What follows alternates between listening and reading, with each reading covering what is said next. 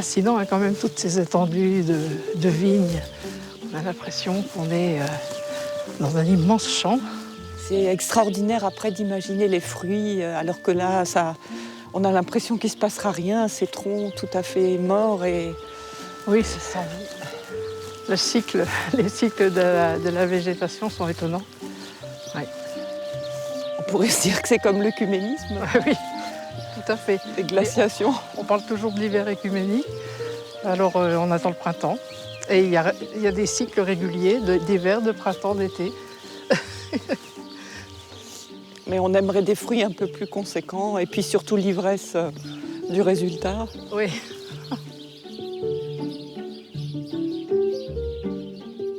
Je suis Elisabeth Parmentier, théologienne protestante, membre du groupe des Dombes et engagée de longue date dans l'œcuménisme.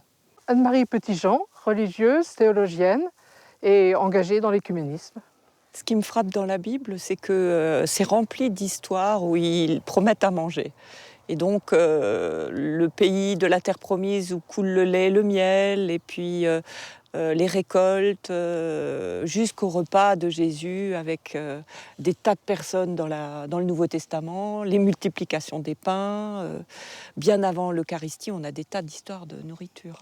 On raconte qu'avant d'entrer dans la terre promise, ils envoient des émissaires pour voir si c'est une terre qui sera viable. Et ils reviennent avec une grappe de raisin. Ils sont deux avec une perche, avec une grappe de raisin énorme au milieu. Et quand ils arrivent au milieu des leurs, ça leur fait peur. Ça leur fait peur. On n'arrive pas à croire à la gratuité et au don que Dieu donne, ça on n'arrive pas à y croire. C'est trop beau pour être vrai. Il nous a amenés dans ce lieu. Et il nous a donné ce pays, un pays ruisselant de lait et de miel.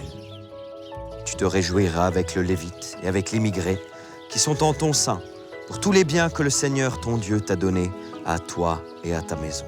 Il faut être cohérent, quoi. Si on dit que la vie vient de Dieu, il faut que Dieu se débrouille pour nous maintenir en vie. Hein. Et donc le don de la nourriture et recevoir la nourriture comme un don, c'est recevoir la vie. Et finalement, la grappe géante, si on suit la logique chrétienne, c'est le Christ lui-même. Ah oui, tout à fait. Une autre image qu'on a, c'est le pressoir mystique. Le Christ qui est foulé comme on foule du raisin et c'est le sang qui est comme du vin ou le vin qui est comme du sang. Je suis la vigne, vous êtes les sarments. Celui qui demeure en moi comme moi en lui, celui-là porte beaucoup de fruits. Ce qui m'intéresse beaucoup dans les textes du Nouveau Testament, c'est ces histoires de repas où Jésus invite à sa table, et c'est quand même une table ouverte. Alors que nous, aujourd'hui, on a quand même tendance à faire des tables dans nos communautés, on reste entre affinités. Je trouve qu'on a beaucoup de mal, en fait, à réaliser qu'on a besoin de s'ouvrir à d'autres qui pensent autrement.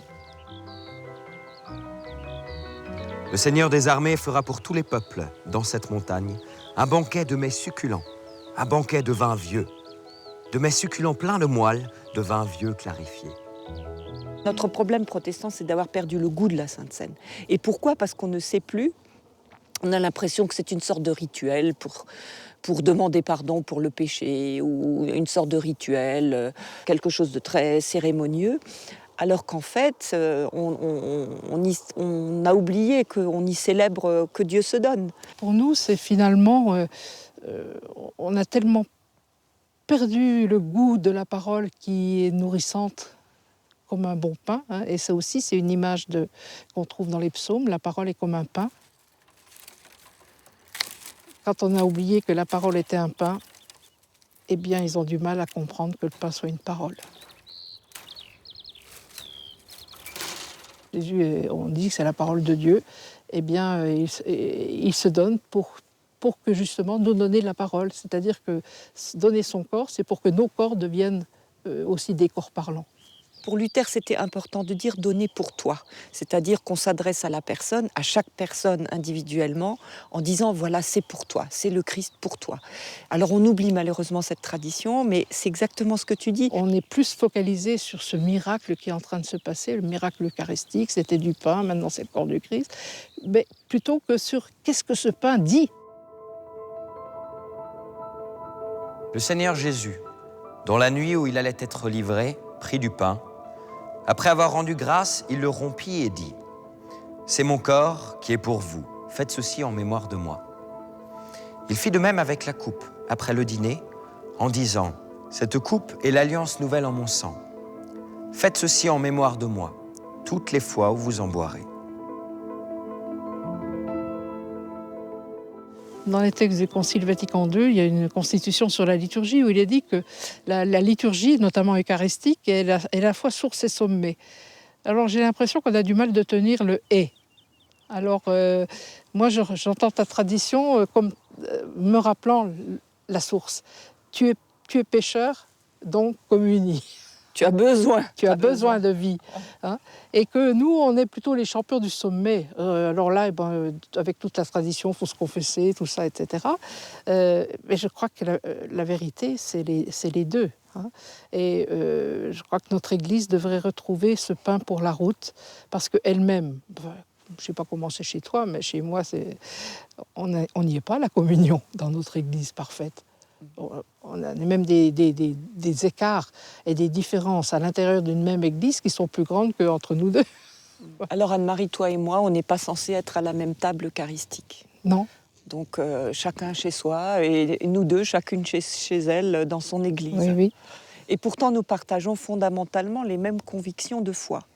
Alors la question se pose, et je crois que c'est pour ça que nous sommes toutes les deux dans ce mouvement œcuménique, comment est-ce possible de dire nous partageons une même foi fondamentale et néanmoins nos églises restent séparées, donc nous ne pouvons pas normalement partager ce repas.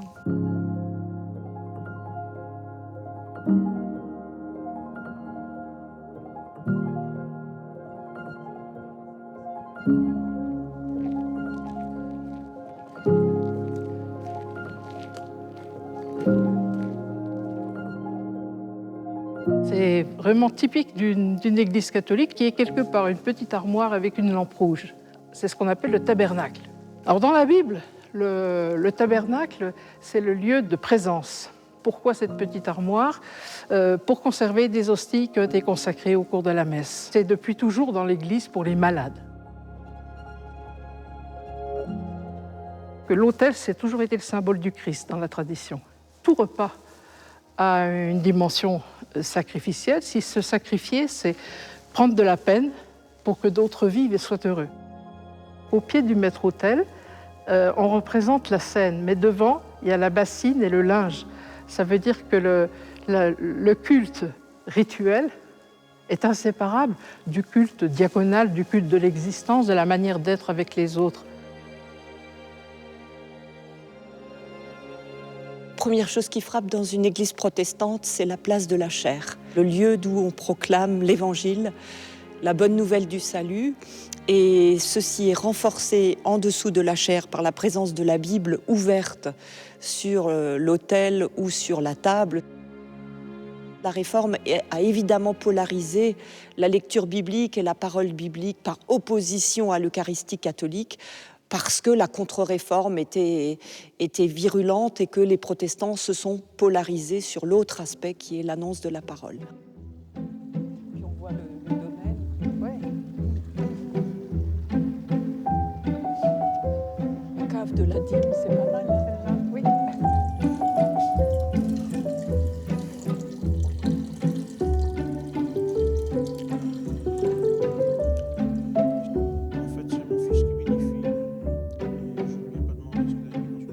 Alors Eucharistie, littéralement, ça veut dire bonne grâce. C'est une prière pour dire merci parce que Dieu nous donne des bonnes choses. Et la Sainte Seine, en fait, on a gardé le terme qui signifie le repas. La Seine, c'est le repas en latin, le repas du Seigneur. Et sainte parce qu'elle fait partie du domaine de Dieu, qu'elle nous est donnée par Dieu, mais qu'on renvoie véritablement à ce que Jésus a demandé de faire et où il a promis sa présence. Et l'enjeu pour Luther a été de montrer que précisément, le Christ a tout accompli et que ce que nous célébrons est en fait le fait de rendre grâce. Et donc le sacrifice risquait d'être un concept ambivalent et il a voulu supprimer de la liturgie la notion de sacrifice. Alors on peut garder aujourd'hui le terme de sacrifice, mais le comprendre dans un sens de l'offrande du Christ accompli une fois pour toutes et de l'offrande de sa propre vie.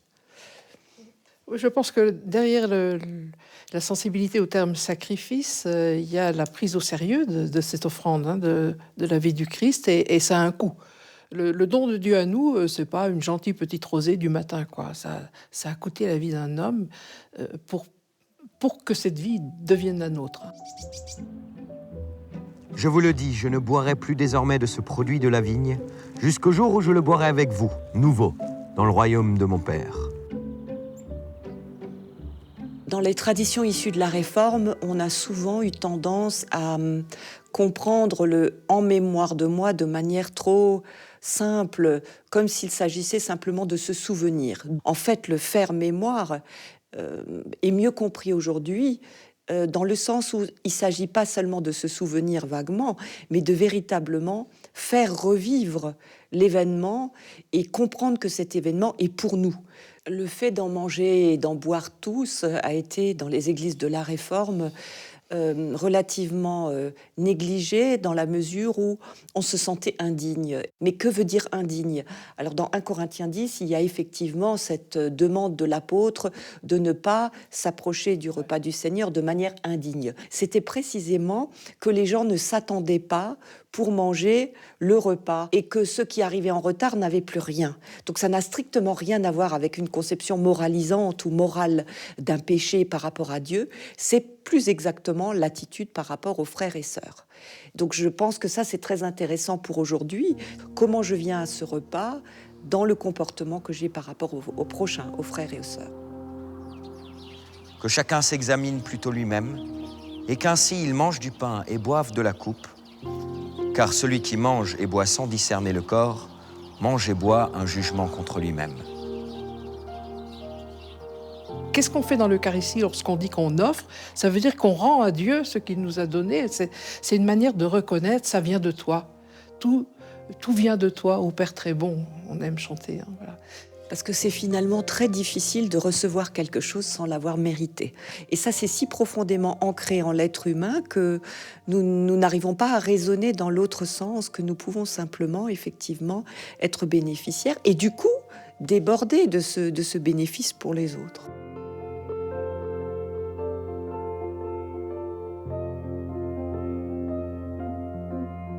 Est-ce qu'on prend au sérieux la foi eucharistique des uns et des autres? Est-ce que vous, catholiques, vous considérez que chez nous, c'est sérieux quand on va à la Sainte Seine? Est-ce que notre foi est sérieuse? Ou est-ce qu'on est juste en train de partager un repas d'amitié? C'est vrai que là aussi, il y a eu toute une série de malentendus. Il est encore pas rare que des catholiques disent « Comment tu vas chez l'infirmier, mais enfin, bon, il ne croit pas à la présence réelle. » Qu'est-ce que ça veut dire croire à la présence réelle? Tout le monde, toutes les églises croient à la présence réelle. Aujourd'hui, ce malentendu est levé. La question, c'est comment on en rend compte, avec quels mots on essaye d'exprimer ce mystère de foi. Nous affirmons tous ensemble qu'il y a vraiment une présence du Christ qui vient rencontrer le croyant et qui vient à la rencontre de la foi des croyants et qui suscite la foi, mais nous le disons dans des catégories philosophiques différentes et nous accordons aux espèces une importance différente.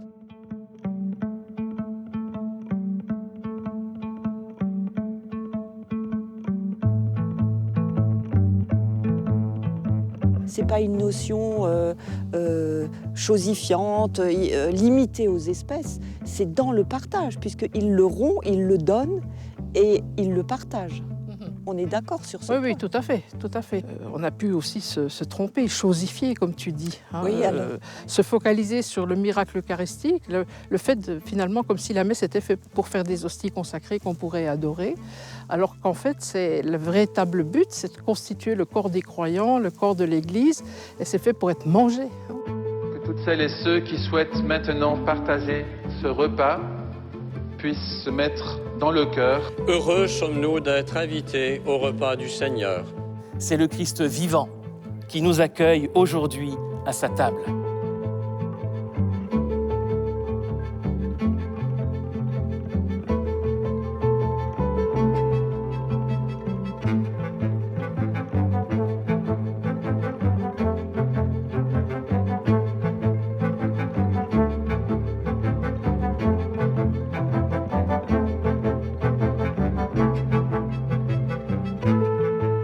Le Le corps du Christ, il dépasse une église. Donc aucune église ne peut dire « ça ne se passe que chez nous ». La vraie Eucharistie ne peut être que chez nous. Même l'Église catholique ne le dira pas, puisqu'elle reconnaît à Vatican II qu'il y a des éléments de sanctification dans d'autres églises.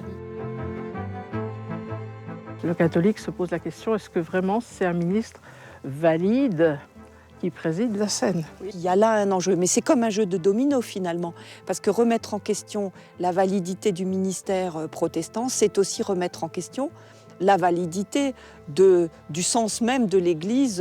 Est-ce que les églises de la Réforme sont pleinement églises? Et nous savons que l'enjeu, il est là. En fait, ce qui résiste, on voit bien, c'est plus la foi eucharistique, c'est au fond le sens même de l'Église. La communion ecclésiale, elle est déjà là, l'unité, elle est donnée, c'est clair. Mais elle est donnée sous quel mode? Sous le mode d'avoir à la réaliser, à l'accueillir et à la faire vraie dans l'histoire et les cultures du monde. Est-ce qu'il n'y a pas une contradiction dans le fait de dire c'est le Christ qui invite à sa table, mais en même temps, bien que nous partagions le même baptême qui nous fait entrer dans le corps du Christ, nous ne pouvons pas identifier cette présence de l'Église comme étant commune aux unes et aux autres. Et là, il y a une incohérence.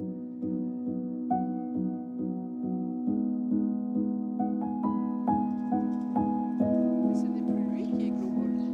Non, non, non, je t'en prie. Oui. Parce que ça a changé. L'Institut d'études œcuméniques, avec les deux autres instituts, celui de Tübingen qui est œcuménique et un institut protestant de Bensheim, a rédigé cet ouvrage qui est un plaidoyer pour l'hospitalité eucharistique avec 7 thèses. Et le but était de montrer qu'aujourd'hui, il est possible de partager l'Eucharistie, évidemment sous forme d'hospitalité. Et pour une raison très précise, c'est que les dialogues œcuméniques ont permis à des groupes d'avancer et qu'il n'est plus aujourd'hui possible de simplement interdire à ces groupes qui sont dans une foi partagée, œcuménique, de leur interdire tout simplement de partager aussi l'Eucharistie. La première thèse est la plus provocatrice. Ce qu'il faut justifier, ce n'est pas l'admission des chrétiens baptisés au partage de l'Eucharistie, mais l'interdiction d'y participer. En d'autres termes, aujourd'hui, il faut dire pourquoi c'est interdit d'y participer. Pourquoi l'hospitalité eucharistique n'est-elle pas possible alors que précisément les groupes œcuméniques partagent une foi commune? Si on dit qu'aujourd'hui le problème n'est plus la discussion sur la foi eucharistique, mais la discussion sur le ministère et sur la communion ecclésiale, pourquoi ne peut-on pas néanmoins, par besoin spirituel, partager la Sainte Seine, l'Eucharistie? C'est vrai qu'il y a juste un petit mot qui me gêne, c'est interdiction, parce que c'est comme si finalement les autorités de mon Église disaient il faut pas, alors qu'en fait les documents parlent de conscience, de choix en conscience, mais de choix en conscience, ça suppose, et c'est classique dans notre théologie, de se faire éclairer, de réfléchir, de discerner et de prendre une décision. C'est Jésus-Christ qui invite à la scène. Il est à la fois celui qui donne et celui qui se donne. C'est uniquement en son nom et en vertu de la mission qu'il délivre que l'Église exprime cette invitation. Cette dernière n'est pas adressée indistinctement, mais elle doit être en conformité avec la volonté du Christ. Là, je crois qu'on a quelque chose qui permet d'aborder ce qu'on appelle l'hospitalité eucharistique. Pour nous, dans notre Église, c'est que l'hospitalité, c'est l'accueil de quelqu'un à l'Eucharistie de manière exceptionnelle ou de manière occasionnelle. Dans la liturgie de Sainte Seine protestante, nous invitons toujours tous ceux qui reconnaissent le Christ présent et qui se confient à lui à venir. Nous ne vérifions pas dans le cœur de chaque fidèle comment ils comprennent exactement le mode de présence du Christ, ni comment ils ont la foi. Alors pourquoi ne pourrions-nous pas inviter des croyants d'autres églises dont nous sommes sûrs en quelque sorte de la foi eucharistique? Quand le pape François allait visiter l'église luthérienne de Rome, il y a une dame, une paroissienne, luthérienne qui lui a dit sa souffrance parce qu'elle était mariée à un catholique et donc voilà, j'aimerais pouvoir communier de manière habituelle.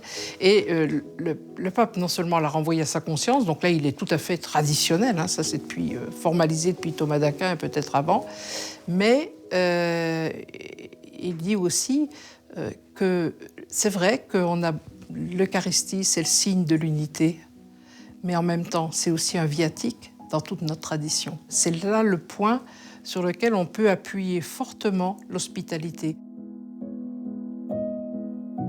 L'Eucharistie n'est pas seulement le sommet de la vie chrétienne, c'en est aussi la source profonde. Et quand cela dans la bouche du pape, l'Eucharistie comme viatique, ça veut dire comme nourriture parce que la route est longue. L'enjeu, il est structurel, c'est aussi un enjeu d'autorité, qui a autorité, qui décide pour les autres, jusqu'où est-ce qu'on accepte l'autorité du pape. Mais je crois que tous ces points, on pourrait y travailler, on peut avancer. La difficulté est aussi celle de qu'est-ce qu'on a reçu, qu'est-ce qu'on a approprié de ce qui a été travaillé. Il y a plus d'un siècle maintenant de dialogue en tout, mais qu'est-ce qui reste ? Est-ce qu'on tourne éternellement autour des mêmes problèmes ou est-ce qu'on a évolué ? Je pense qu'on a évolué, mais est-ce que ça se manifeste dans les textes des églises ?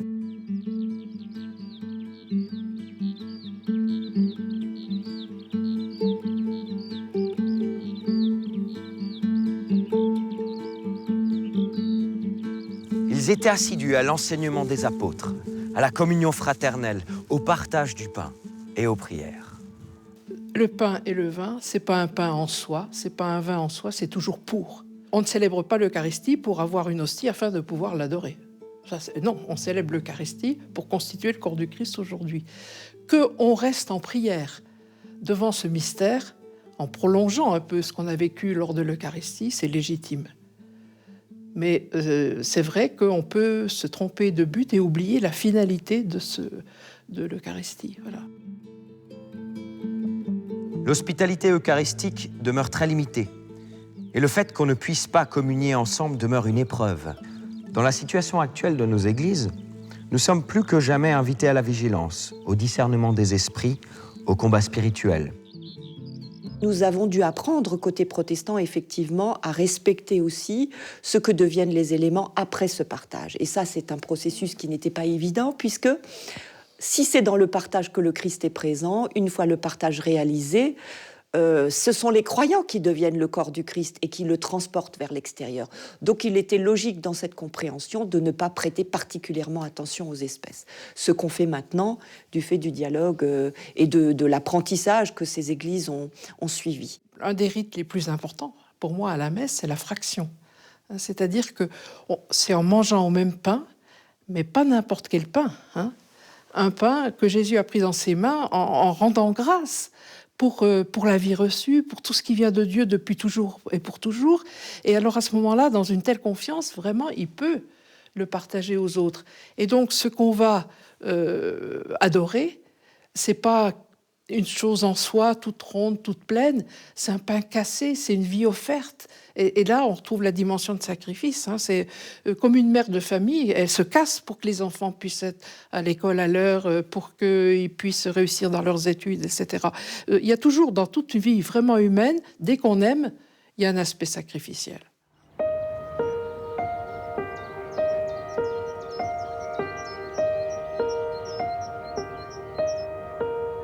Quand j'ai un partage avec Elisabeth ou à certains moments du groupe des Dombes ou avec tel ami, ma foi est réveillée, confortée, il y a quelque chose de jubilatoire, même là, à ce moment-là, ça, personne ne peut me l'enlever. Et ça, c'est une expérience spirituelle, oui. Pour moi, le besoin spirituel du monde d'aujourd'hui, c'est l'urgence de réveiller le partage, le sens de la co-humanité et du partage spirituel avec les autres chrétiens. Et je voudrais plaider que, précisément, ce besoin spirituel nous donne l'autorisation de partager ce sacrement lorsque nous sommes déjà sur un chemin œcuménique. Aucune église n'existe pour elle-même. Voilà, c'est ça, c'est la notion de sacerdoce commun, des baptisés. C'est-à-dire, non seulement nous avons un lien accès à Dieu, le sens de la foi, si je parle avec du vocabulaire qui vient de notre Église, mais on ne l'a pas pour soi, on l'a pour être une bénédiction pour autrui. Pour moi, c'est très très important de penser à la Sainte Seine et à l'Eucharistie en tant que repas des pécheurs pardonnés et pas en tant que repas des fêtes de la Jérusalem céleste. Bien sûr, nous avons cette tonalité aussi, mais pour le moment, nous avons surtout besoin de l'aide sur la route.